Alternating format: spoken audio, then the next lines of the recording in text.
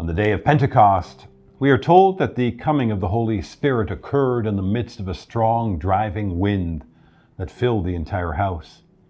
The wind is a powerful metaphor for the Holy Spirit because while it is unseen, its effects are certainly experienced and felt.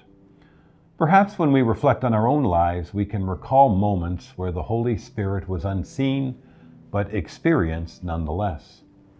My parents emigrated to Canada from communist Czechoslovakia in the late 1960s. Because of the communist regime, we were not permitted to return to Czechoslovakia and were largely separated from our larger family. My grandparents were only able to visit us a few times in Canada. On the last occasion that I saw my grandmother in 1982, when I was 11 years old, I told her a secret. I said, "Grandma, one day I'm going to be a priest." My grandmother's brother, in fact, was a priest who spent 12 years in prison under the communist government. She took my secret and quietly kept it in her heart. I did not see her again until 1994, several years after the fall of communism.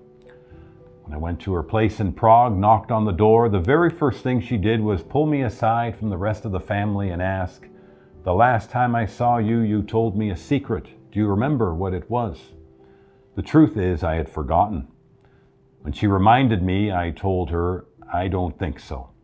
At the time, I had just completed my 4th year of engineering studies. But her words stirred something within me. What was it that I had perhaps lost along the way? In the Gospel of John, Jesus says that the Holy Spirit will lead us to all truth and convict us concerning sin and righteousness. It took a few more years, but eventually I returned to the calling I had sensed as a child.